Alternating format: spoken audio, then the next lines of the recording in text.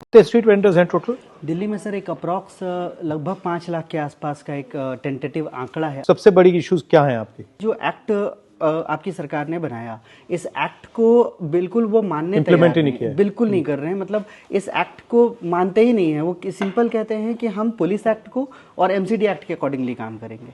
इस एक्ट को इम्प्लीमेंट करके इसके अकॉर्डिंगली जो प्रोटेक्शन मिली है स्ट्रीट वेंडर को, मतलब इसको सीधे डिनाई कर रहे हैं। जो सबसे पहला काम है सर्वे करना। आज सर 11 साल अप्रॉक्स होने को आए, लेकिन अभी तक सर्वे नहीं हुआ है सही तरीके से। और जहाँ कहीं भी देश भर में छुटपुट सर्वे हुआ है तो अप्रॉक्स 10 to 15% से ज़्यादा स्ट्रीट वेंडर कवर नहीं किए गए। कोई डेजिग्नेटेड स्पेस नहीं होती, जगह नहीं होती स्ट्रीट वेंडर्स की? नहीं हमारे कानून में थी। सर, हमारे कानून में बहुत अच्छे प्रावधान दिए गए हैं कि टाउन वेंडिंग कमेटी ये सारा निर्धारित करेगी।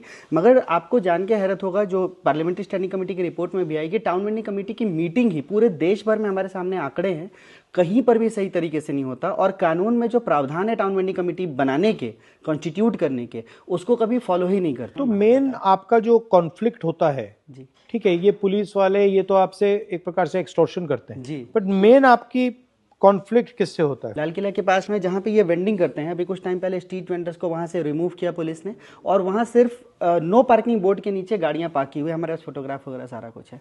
तो वेंडर की आजीविका, इसके परिवार की आजीविका को कॉम्प्रोमाइज करके गाड़ी पार्किंग करने के लिए जगह चाहिए, और इसके लिए केसेस किए जाते हैं। और वो हमारे अथॉरिटी को इंक्रोचमेंट नहीं दिखता है, मगर वेंडर जो फुटपाथ पे अपना 4 फुट की जगह पे अपना काम कर रहा है, वो उनको इंक्रोचमेंट दिखता है। बहुत ब्रूटल तरीके से माल उठा लेते हैं, ट्रकों में भर के ले जाते हैं, नष्ट कर देते हैं, उसको जला देते हैं। जब वो कानून तोड़ रहे होते हैं, खुद पुलिस ऑफिशियल्स, नगर निगम उनको माल उखाड़ रहे होते हैं, हम जब सवाल करते हैं तो उठा के हमें ही बंद कर देते हैं। मुझे 2 बार तिहाड़ जाना पड़ा है स्ट्रीट वेंडर्स की लड़ाई में, और अभी भी 6 से ज़्यादा केसेस मेरे ऊपर चल रहे हैं।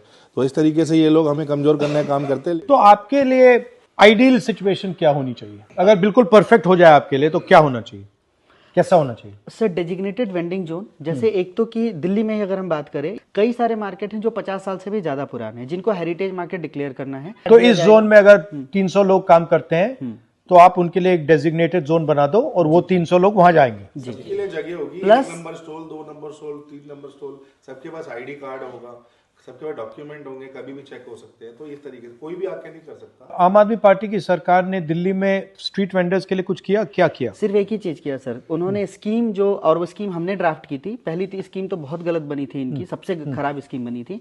इन्होंने ये किया कि उस स्कीम को लागू कर दिया। बट लागू कर दिए तो उसका फायदा क्या आया? कागजों में लागू। हकीकत बिल्कुल उलट है उसके। और जब से इनकी एमसीडी में सरकार बनी है, तब से एविक्शन और 10 गुना बढ़ गया है। ये दोनों जो पार्टीज हैं, ये आपके एक्चुअली एक प्रकार से आपके दुश्मन या आपके दुश्मन फॉर्मेशन है, तो वो कर ही नहीं सकते हैं। जी। और सर, जब हमने मीटिंग भी G20 के टाइम पे, बहुत मैसिव एविक्शन हो रहा था स्ट्रीट वेंडर्स का, तो आपको जान के हैरत होगा, डिप्टी मेयर के स्टेटमेंट है कि तुम्हारे घर में अगर बाहर से मेहमान आते हैं तो तुम अपने घर के कचरा और गंदगी साफ करते हो या नहीं? तो आप लोग कचड़ा हो गए। यस, हम कचरा हैं। दिल्ली में कितने स्ट्रीट वेंडर्स हैं टोटल? दिल्ली में सर एक अप्रॉक्स लगभग 5 लाख